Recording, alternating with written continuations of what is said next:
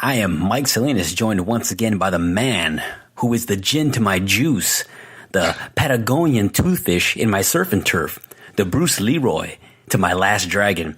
He's a U.S. veteran, a husband, a dad, the king of the caps lock, the captchas that you can't even read, or the ones that you have no idea how many storefronts are on the image. His name is Mike Prieto, but we call him Pre, and this is the 5-7 podcast at the water cooler. How's it going? Everything's fine and dandy like sour candy. I thought you were, with the intros, I'm waiting for the, maybe the ginger ale to your wine, your spritzer, or, I'm waiting for something along those lines. You're the ice to my clawfish. Ladies love those, man. Am I the fire to your saucier? Yeah, hell yeah, you are. You're the ginger root in my I don't know. I don't even know what I'm talking about. I'm going somewhere else here, guys. Sorry. I was gonna say I was gonna say something about saffron or something like that, and I was looking at some steakhouse menus, and I was like, I'll just go with that Patagonia toothfish, aka the Chilean sea bass, which is kind of funny. That's not bad. Yeah, it's funny that it's like a terrible, like a piece of crap fish, and it's got a terrible real name, so they call it the Chilean sea bass to make it sound more appealing. And I think it's worked, man, because I wouldn't want to eat some Patagonian toothfish. How often do you get that? Never. I don't eat fish. Oh, yeah, that's right. You are not a fish or a seafood eater. No, man. I get laughed at. My family wants to go to Red Lobster. I'm the guy the guy that gets the chicken fettuccine or the hamburger. Their shittiest dish on the Give me just a plate of fries. It's a pretty bad look for me when I look like I'm the only asshole there that's not eating seafood in that whole restaurant. Does the rest of your family do all of them eat seafood? Yeah, man. Everyone pretty much does seafood, king crab and all that good stuff, shrimp. I'm over there just eating the rolls. Those little greasy ass rolls they put out there. What about lobster tails? Do you like lobster tails? Zero, man. I won't do it. Have you ever tried them? No, I don't know. I might have in Arizona a while back. Okay. It's something about the texture, the smell, and things like that. But then I talked to some people that are pretty up there in the industry, and they say, good seafood should never smell. And I didn't know that. I had no idea that was true until I went to some really high cost places. And I was like, wow, the seafood doesn't smell. That's crazy. Yeah. Yeah, that probably means it hasn't been sitting there for 2 weeks.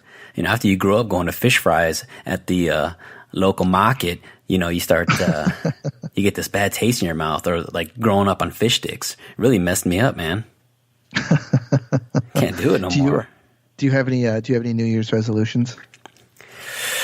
Wow, man. Not essentially. I don't think. I guess my goal is to be a little bit more self-aware, because I felt like I've been letting go a little bit more. I used to be extremely self-aware and more conscious about what I was doing, and also want to improve maybe some of the way I speak and not be as I used to always slur a lot more. Without a drink in my hand, I could still slur pretty well.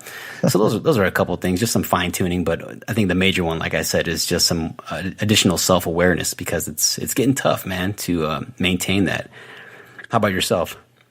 I would like to say that with New Year's resolutions, I try not to look at it as like, oh yeah, this is going to be a better me this year or something like that. I believe that we should always be growing as human beings. So wait, you're not of the idea of new year, new me? No, fuck no. And the reason I don't like it is because when people give like the new year, new me thing to me, I think that they want to be somebody else and that they're not comfortable in their skin. So it's somewhat of a self-confidence issue. Or self-confidence type of thing. And that's not to knock anybody, because, I think it's a little harder to sit in your own skin than what it seems, I mean, you hear, on blogs and, in magazines and they give you advice on accept yourself for who you are, but that's not easy, that's not easy. And in order to, I think, to do something like that, you need to look at yourself in the mirror and you need to give yourself a good look at yourself and be like, hey, you know what, this is who I am. And that's that. And then the next thing you need to do is accept that and be like, yeah, okay, that's cool. I'm fine now. Be happy in your skin for who you are. And then the next thing after that, I think, then you can look at yourself and be like, you know what, now I want to improve myself as a human being.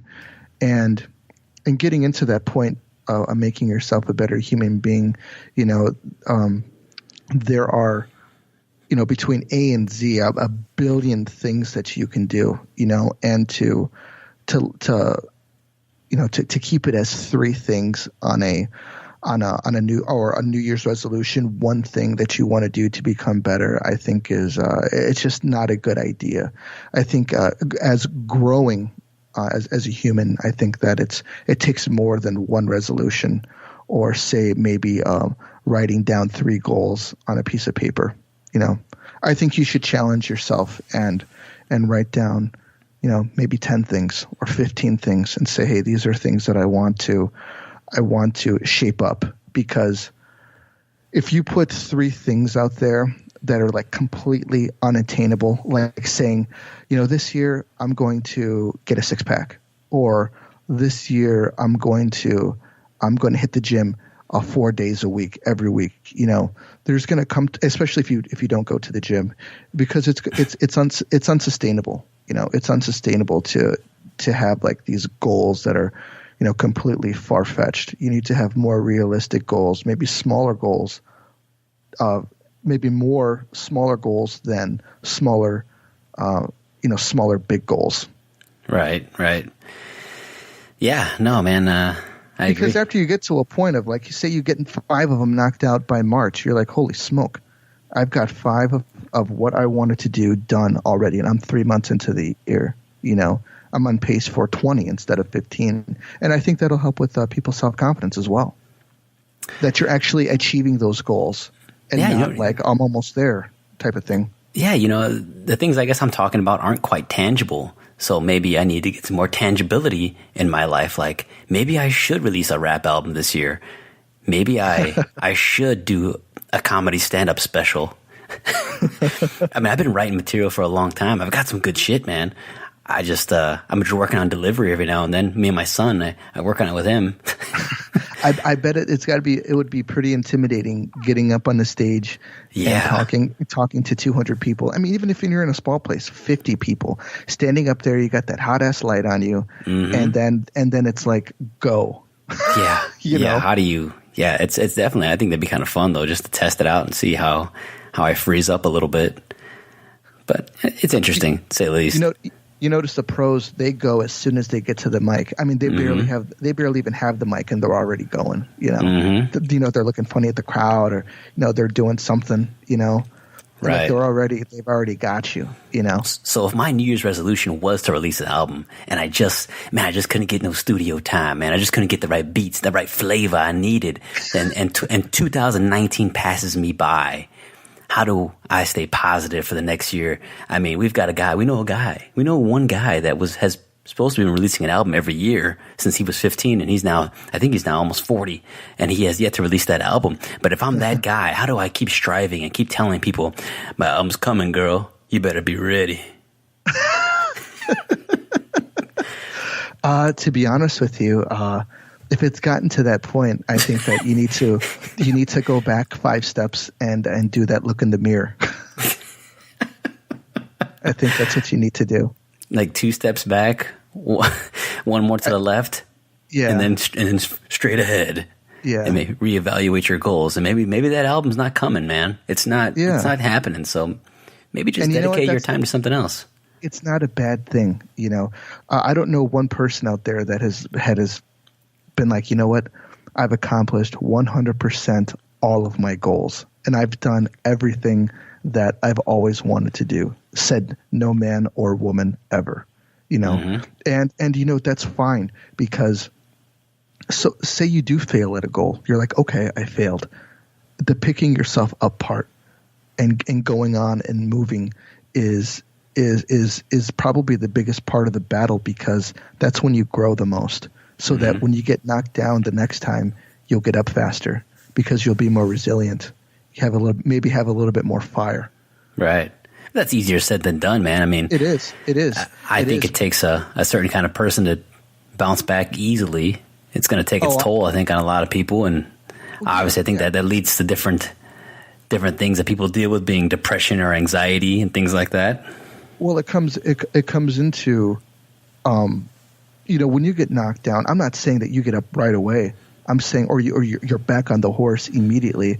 I'm saying that you're able to do it, because some people, you know, they get knocked down and they pull themselves up, and then they get knocked down and then they pull themselves up, and then they get knocked down and then they pull themselves up, and then that's it. They're like, I can't do it anymore.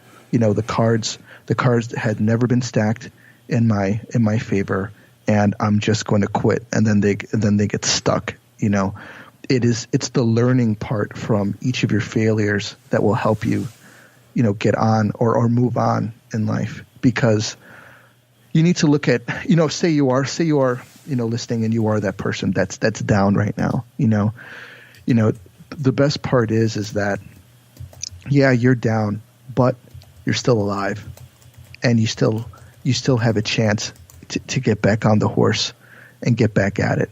And it's going to be hard, and it's not going to be easy, but you know what? You will be back on the horse if you keep fighting and keep striving. And you'll look back on yourself and you'll be like, you know what? I was a lesser person at the time. I'm more, and you'll be able to carry yourself, I think, with more conviction after that. And then sooner or later, you know, you will knock down that wall. And when you do it, the person that knocks down that wall will be a man or a woman that would destroy the person that was knocked down 10 times before. Right. You know, it's funny, you were talking about cards. I heard this really cool quote. I'm not like a huge quote guy. I just like the really good ones. And this one was pretty good, where it says, this guy says, I met a few guys that were dealt a bad hand, but that still won the pot. I mean, which is true.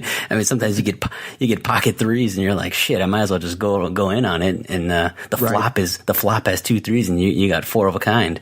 Right. Yeah, that's exactly what I'm talking about. You know, it's like you don't have to have the royal flush. You know, just play your hand. That's all you got to do. Don't just throw them in. You know, play your hand. If you lose, okay, fuck it. You know, because we're going to deal them again, and we're going to play again. That's right. That's absolutely correct, man.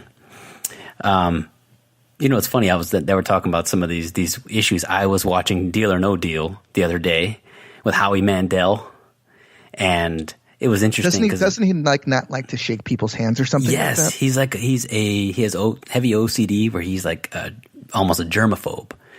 So I was like really interested in it. So I did some Googling and did some YouTube stuff. And he doesn't like touching anybody with his hands. Doesn't like anybody touching his hands.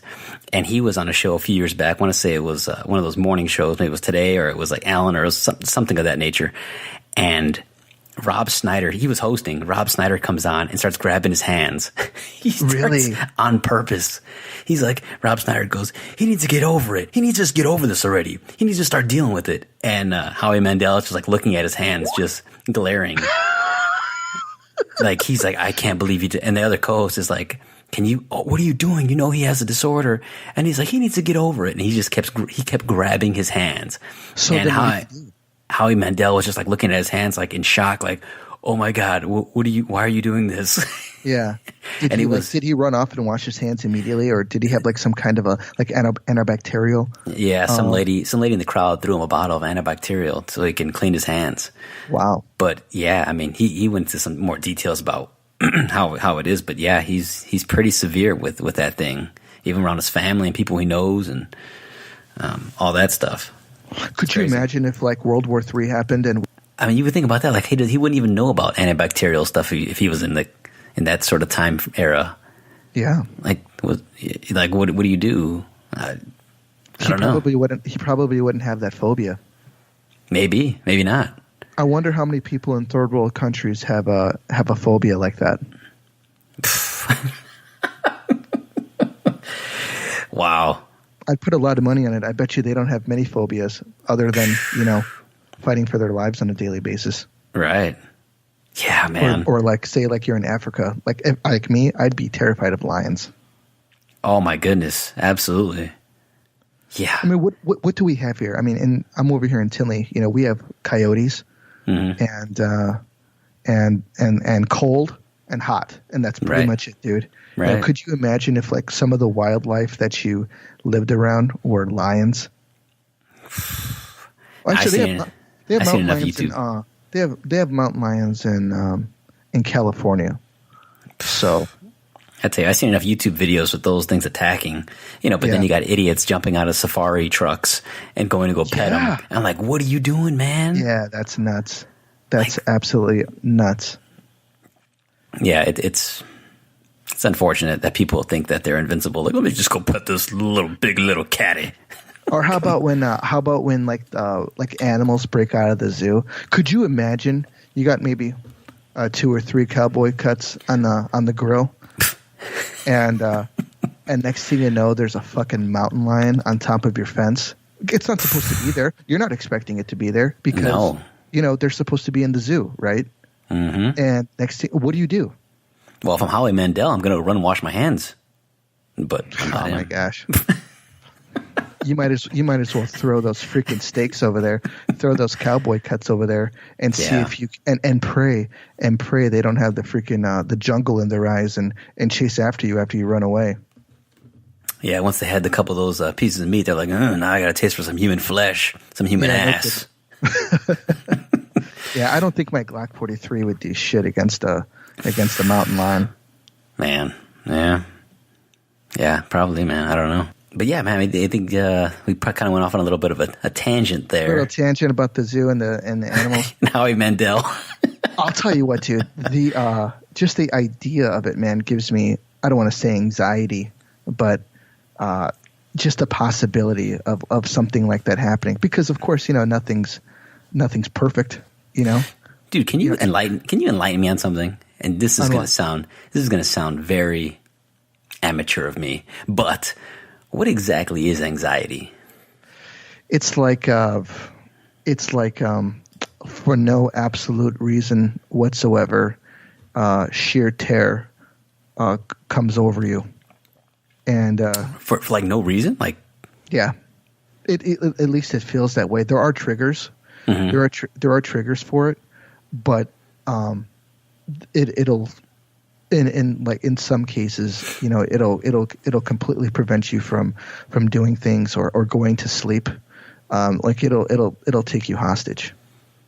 Is it anxiousness though that goes? I mean, isn't that the root word of it? Yeah. I mean, there is some like angst. Like say for instance, you're nervous about being in an elevator. Okay. And you're like, okay. And then you go down a floor and then 4 people come in. You're like, oh my God, there's 4 people in here and I hate elevators. And then you go down a couple more floors and 4 more people get in there. And you're standing there and you're just like sheer terror because you want to get the hell out of this elevator because, you're so I guess you could say anxious, but you just want to get the hell out of that situation. I mean that's like an example of it. Mm-hmm. But I've had it, and there have been days where I haven't wanted to walk out the front door because it just grabs a hold of you. And like what are you thinking? Like what goes on in your head where you're like I'm not going outside, man. What the problem is that I've been reading about it, and they're saying that that there are things that you can do to prevent it by your diet and things that you eat, like bananas, for example, are said to have a lot of potassium in them, and potassium, they say, helps fend off anxiety or prevent anxiety attacks. Yeah, and they also say that that exercise and physical activity helps too. So diet, physical activity, they say, are really big things. And if I'm working out every day and I'm doing some kind of physical activity and my diet is in check, it's all right. But if I'm eating like crap and I'm drinking a lot, yeah, and it'll definitely come on. Like, I think the last time I really had one, for no reason whatsoever, I was, I just got this feeling of terror, for no reason whatsoever, and there's nowhere to go, and there's nowhere to hide, and it's not like like you hurt yourself and you try to fight through the pain type of thing, and you're like, the pain's going to end, Within anxiety, it's not like that, like you get a feeling like it's not going to end, and like you're kind of stuck, and in a lot of cases, it leads to depression. And fuck. Yeah, and it's a big downward spiral, and so you got to stop it before it goes any further, right? I mean, you need to stop what you're doing and reevaluate your lifestyle, I guess, or try to square yourself away before you go that far. A lot of it's hereditary too, because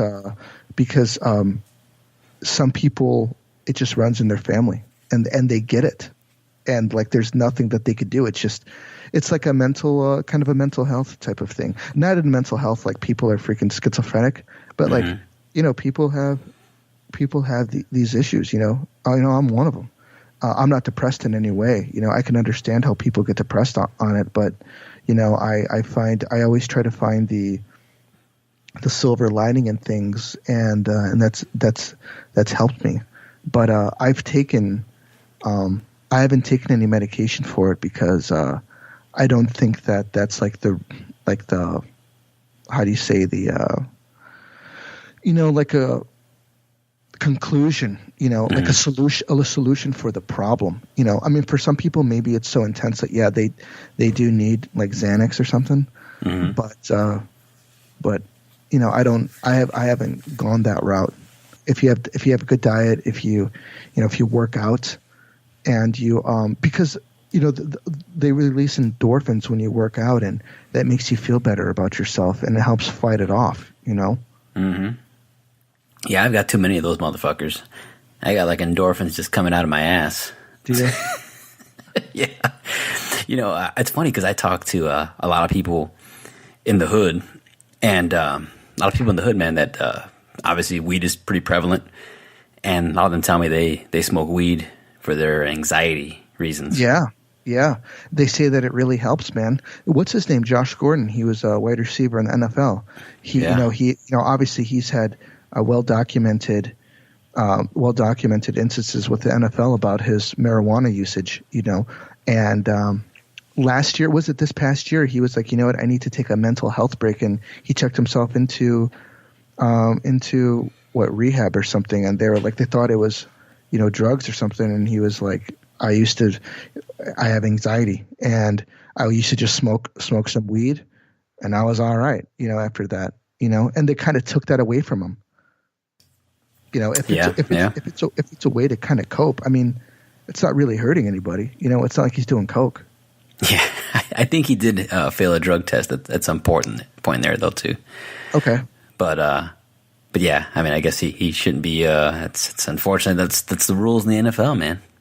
Yeah. I mean, I think it's garbage, but whatever. So you think they should be allowed to smoke? No, I think the NFL. I think they're a bunch of assholes, to be honest with you. The way that they treat players. If you look at every single players union in Major League sports, the NFL is hands down the worst. Yeah, and they're the most dangerous. Like the sport is, your career could be over tomorrow at any point in time. Absolutely. In the MLB, you get a contract, you get paid, period. In the NBA, you get a contract, you get paid, period. In the NHL, you get a contract, you get paid, period. In the NFL, dude, they have so many ways of getting out of contracts and not paying these guys their money. I don't blame any of them for sitting out and waiting for that big one, considering how they're treated in the NFL. Yeah, man. I guess they've had some pretty bad representation. And you wonder why these guys are, they, and a lot of them are, they come down with anxiety and depression as well. Mm-hmm. So it's really sad. It's really sad that I do like watching football, but if it comes to a point where these guys are being they're being treated like cattle, I might stop watching. Or look at fantasy football. How often are these guys are even talking about it? I'm playing because I got drafted in fantasy football. Juju, my man, Juju Smith-Schuster. Yeah. And he fumbled. That's a negative point, asshole. Yeah, I was about to say that's negative points right there. Yeah, it is. Thanks a but lot. Whatever. We didn't talk about it, but last night I was on Twitter, as I usually do before I go to bed. My last 5 minutes, I'm awake just to read through and see what kind of anarchy is happening. And the top of the list. I'm going to give you a book. I'm going to give you a book to read, so you have something meaningful to read before you go to bed. Well, you know what it actually does for me. It no helps wonder me you slur. I go to sleep. You're on Twitter. Shouldn't hate, man. It's actually it's not a bad news source. I mean, if you used properly, there's a lot of douchebags on there. 85% douchebags. 85%. Wow. I am one of them. But on the at top, least you're funny. Yeah, no thanks. I'm just being honest. On the top of the list, man, was this surviving R. Kelly. I was telling my wife about it today. Have you heard anything about this? In the name of love. Oh no, he's trapped in the closet. Did you? Players only. No, normally don't do this, but whatever. I don't know what the hell he says in that stupid song. Sorry. Okay, I'm going totally off tangent. But trying to be rude. but have you heard what's going on here? No. Lifetime is running a 3-part special about, it's called, I think, Surviving R. Kelly, and it's going through the 50 women that have been sexually abused by him, including his wife being one of them. Yeah. They reveal more things about his marriage with Aaliyah and his obsession with young girls. And it's absolutely, I couldn't believe it. I was like, what the hell's going on? I couldn't believe he was trending. I'm like, whoa, did he make a In the Closet Part 8 or Step in the Name of Love, the remix featuring Kid Cudi? Featuring Halsey? Yeah. So it's just crazy. I haven't tuned into it yet, but I just thought I'd make a crazy note of that because he's from the area and he's been doing this crap. He's been known as a piece of crap for a long time in the Chicagoland area, and I just can't believe this guy is still walking the streets and still making music, to my understanding. And how the hell does he still have braids? 50 women? Yeah. I haven't heard that about that at all. That's what I was reading. There's a substantial amount of women that he's molested, and he's got a group of guys that, I mean, I don't know, man. The first part came out yesterday, and I know it's a 3-part series, so I'm gonna check it out. It's the only time I will ever watch Lifetime. But Lifetime, you got me, man. You got me on this one. I gotta check this out. No kidding. Yeah, it's pretty disturbing. So they investigated this? Dude, is this guy up on charges or something? No, I think he's been paying people off, man, because he's been tried a couple times and they keep dropping things. But to my knowledge, he's just settling things outside of court. So he's just a sick prick. Yeah, because he had that going on for a long time. Yeah. I mean, he married Aaliyah, and she was 15. Yeah, I was about to say, wasn't she 15? Yeah. Wow. And according to some news, they said that he met her when she was 12. Wow. Yeah, and he was 30. Yeah. Sick fuck. Okay. I was about to say that. That dude's been on. That dude's been around for a pretty long time. Mm-hmm. Yeah. So I don't know, for those of you that maybe have seen this already or heard about it, it's out. People may know more about it than I do, but I'm gonna do a little more reading on it, and I may have to check this out at some point to get even more disgusted about this piece of crap and delete all of his music out of my iTunes library, all 2 of his songs. He looks like one of those dudes that never works out. Yeah. Last time I saw him, he looks like one of those dudes who has just absolutely never worked out in his life. He's got like tits on his back.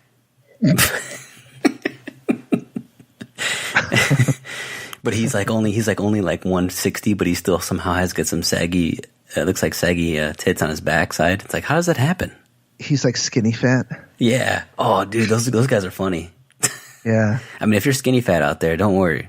This year is the year. It's day 3 of the 2019 year. So now's your chance to change that skinny fat to skinny ripped. It's day 4. Oh. They're a day behind. They've lost. You're a day behind. Yeah. We lost one day, guys. That's going to cost us. That's going to cost us immensely. Crap. Do you ever run into people who are, they never go to the gym and they're like, you know what?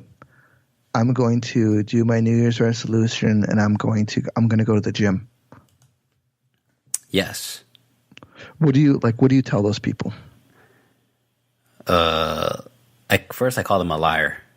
First thing I usually do. I'm very blunt, and I have different ways of motivating people. I mean, I'm more of a person that kind of likes, if I know you can handle it, I'll try to put you down a little bit. It's as blunt as possible. Yeah, man. I mean, I remember telling a couple buddies and saying, "Hey, man, you're looking really fat today. What's going on?" But I remember a few years ago you telling me something. Yeah, I did. My self-confidence, it blipped for a second.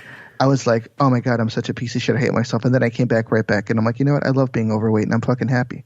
And I was right back to where I needed to be, You were looking a little fluffy that Christmas. I was pretty puffy.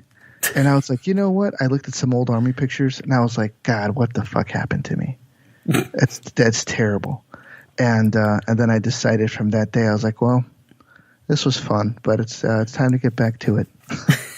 You were cut like a kinsu back then. But yeah, ever since that day a few years ago, I decided to get back on it, and I haven't looked back since. Yeah, but usually, man, people do. I mean, going back to the question, people have said that they want to start working out, they want to start eating right, and while they have a Diet Coke in one hand, they said, I want to start eating right and dieting properly. Might as well have a gun against your head in the other. Yeah, exactly. That shit. That's like me saying I'm gonna quit smoking with just a blunt in my hand or a Swisher Sweet. You're gonna quit smoking while you got your mouth to a tailpipe. Yeah. So I mean, at first I try to throw doubt at them because they're gonna doubt themselves at some point in time during this whole process. So I get it out the way right away, and I say, no, you're not. You're not going to do that, okay? So stop fooling yourself, stop fooling me. And because I know you're going to be harder on yourself than anybody else. So I might as well come at you. And maybe, yeah. So I just come at you right out the gate. And normally it's worked pretty well, man. Like some of the people that I work with, they've, I give them shit like that. And then the next day I'll be like, hey, man, did you end up doing that running? Like, yeah, man, I kept hearing you all the time talking shit to me. So yeah, I went there. And I'm like, excellent. Mission accomplished. Now don't you feel good? Yeah. There are some people, man, it's like, it's kind of like leadership. Some people need to be talked to differently, kind of like, say coworkers, mm-hmm. or maybe subordinates.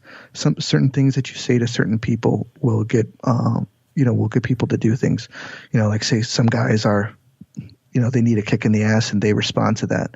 And there's other guys, you kick them in the ass and they'll go to a corner and start mm-hmm. crying, Yeah. And I think that, people who are, if their New Year's resolution is, to go to the gym more or to get fit, the most important thing to do is to not have any, not worry about what other people are doing in the gym and look at it as more like a mission.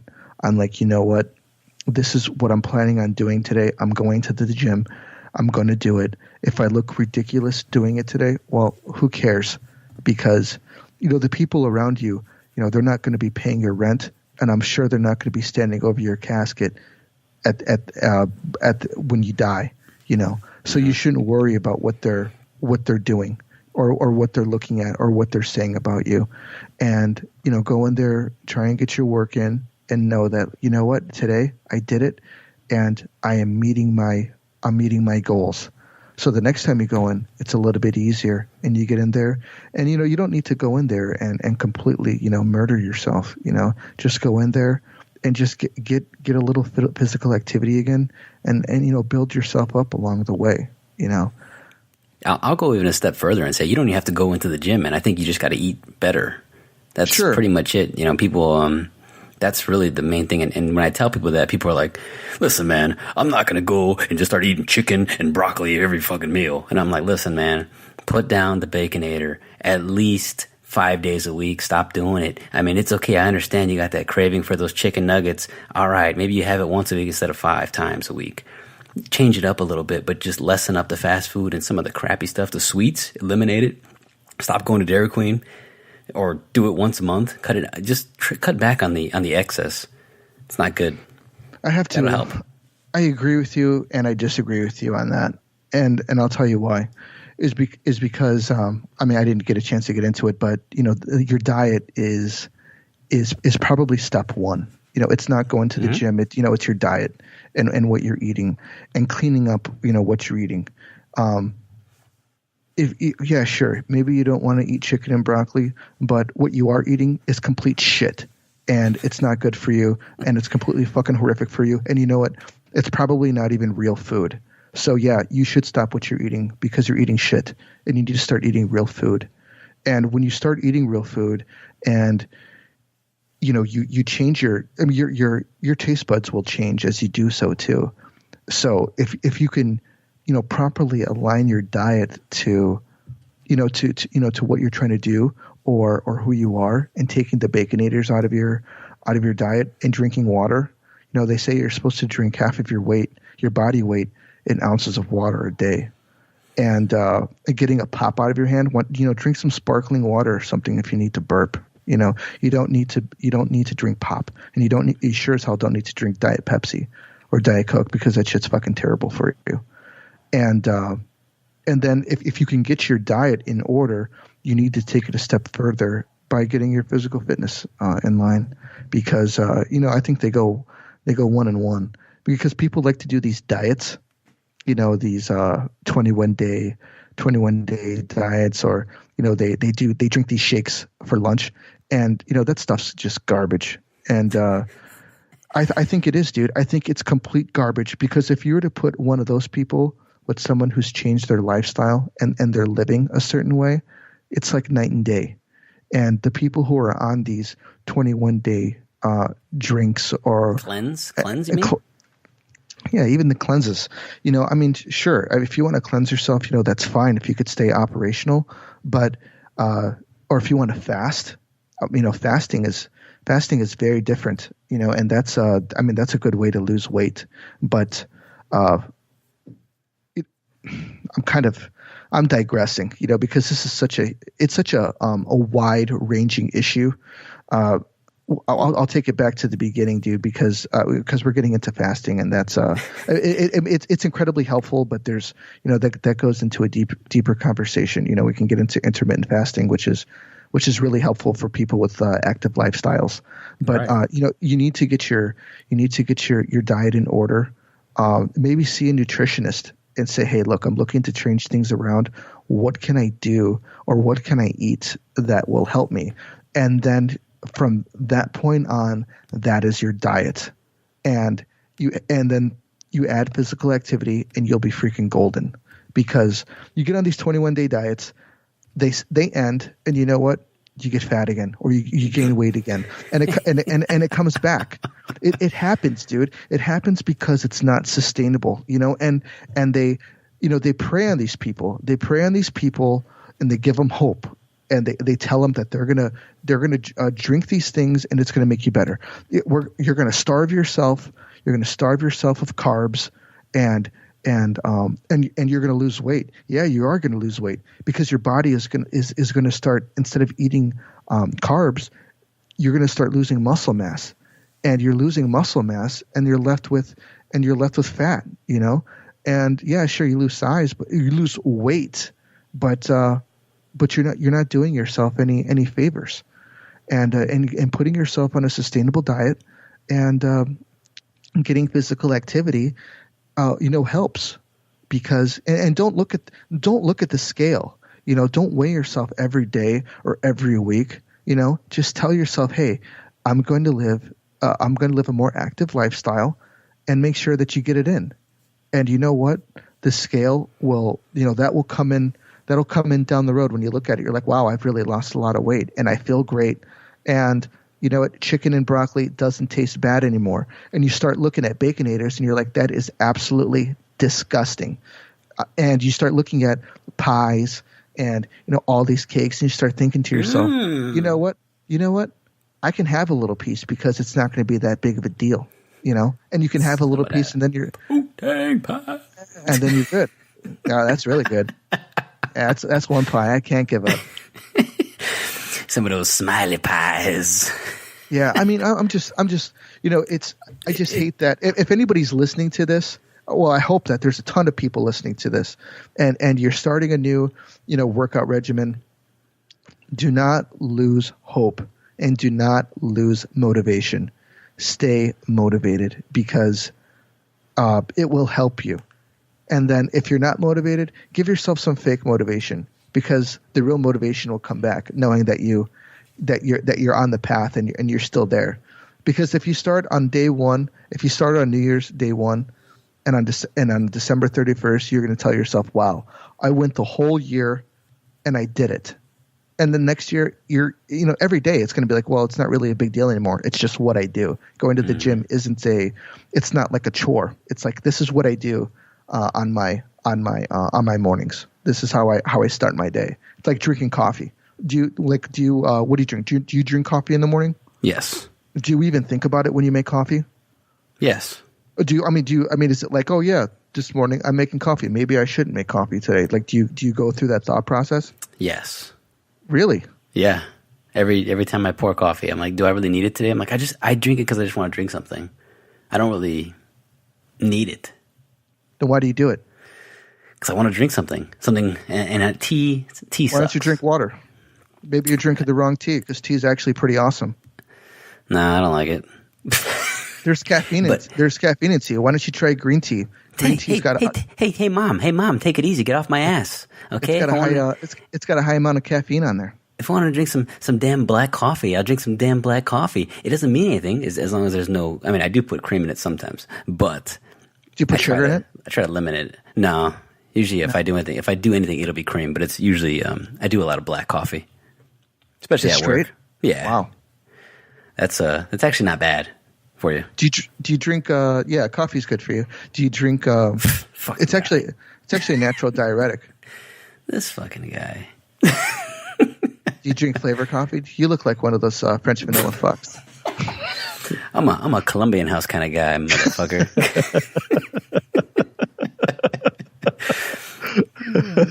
Fucking Colombiano.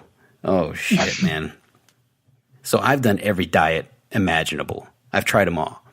I think just out of boredom, you and I have been working out since we were 12.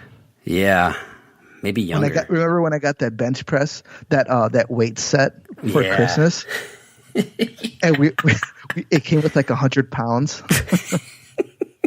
We were like max 12. Out. Yeah, we were like 12. Yeah, and man, I was like, all right, I need a spot. I needed a spot, man. Freaking kill myself. How much is that bar? I think that bar weighs about 90. No shit. Damn. No shit. This was before Google, guys, so we were just speculating. Everything was speculation. Yeah. So we had no real answers. We no just reference. No reference at all. The box was out. We had no idea how much weight we had. Right. So, 7th grade is when I started working out, playing football and stuff. So what is that, 12 years old, like 11, 12, whatever. And, from there you go to the high school and you start working out. You enrolled me at the gym where we both got kicked out for fraudulent payment.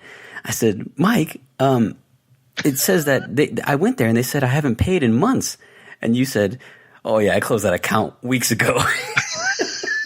or months ago you had closed the account. So they were trying to deduct from like fake account or an account that wasn't even active. Yeah. So I went there with like my gym workout stuff and they were like, oh, you can't go in. I'm like, oh man. I look like the biggest schmooze. And then they said I owed. What were we, like 16? Yeah. I was actually 15 because I couldn't work out there. You had to sign off. Right. You had to sign off for me on the waiver. Yeah, and then I remember I owed. They were like, "Oh, you're gonna have to back pay like $200." I was like, "Fuck that! I'm not coming back here." So like they kept calling and they served a letter to my parents' house, and my mom went in there and paid it for me. Because it was more out of spite, like, you better not ever do that again. I'm like, well, I'm old enough now, so I can do it myself. I got my own card. Of course, I'm not gonna do it again. I don't got to use Mike's card anymore and his fake account. But, since then, I guess, we've all tried the protein shakes. We've tried the ones that are basically, they're just like this big chalky crap. The ones you get at Walmart that are just, they can't be good for you. They probably got 3 gallstones from it. And they got, you try the other ones that starve you. You try to do a lot of the creatine. I try to do not working out. Try to do full working out. Try to do more cardio, no cardio, all weights, heavy weights, more reps, less reps. Like I've done like everything. The diets, I've done the 21-day challenges. I've done the shakes. I've done intermittent fasting. I've done chicken and broccoli for every meal of the day. It's pretty brutal. I've done carb cutting. I've cut carbs out to where I was taking in less than 20 a day. Less than 20 carbs. Yeah. I mean, it was, it's still working out, still functioning. I've done it all, man. And I think every one of them has actually worked pretty well for me. It helped me get to what I was going for at that point in time. I can't say the counter of like still eating like shit and doing different things is what I still did. So I still drank alcohol, still did a lot of different things. But every one of those is kind of, I don't see one of those as a full-time resolution. I don't see one of those programs as like a lifestyle. You don't see it as a lifestyle. Yeah. I mean, everybody cycles, man. Everybody, even bodybuilders, that's just the way they work things. Everybody has cheat days. I mean, you can do this. In some cases, I would think it's just to propel you, just to get you started and get you mentally bought in. So that's why it's a 21-day challenge, a lot of these things, because it takes 3 weeks to really buy into something. And it's just a jump start to get you into this mindset where you can do it and to see some quick results. And so you built up that mental strength to it, then you can just keep moving forward. So that's kind of where I think they're all okay. Some are stupid, where what are those stupid pills you take? And they just basically, they're not really good for you. They increase your heart rate. Like Hydroxycut? Yeah, like I don't think those are great for you, man. I mean, I'm not a doctor, but I just don't think they're great. So some of that stuff that can impact your heart rate, I think, are probably not the greatest thing. But yeah, man, I think overall, as long as you're trying something just to get you started, and then you see if it works or not, and you make that evaluation. But overall, it's just staying active, eating right is the best thing I've ever done. Was eating correctly. I think 3 years ago, when I went down to Indy, I was probably in the best shape of my life. And when Dave tells me I'm in the best shape of my life, it's true. Yeah. And but yeah, man, that was just a lot more cardio than anything else, actually, which helps. Yeah, cardio's huge, man. And it's not just running outside. The rower is cardio. If you get your heart rate if you get it up for a suspended a long amount of time, that's considered cardio. Have you ever tried the keto diet? Keto diet? Which one's that one?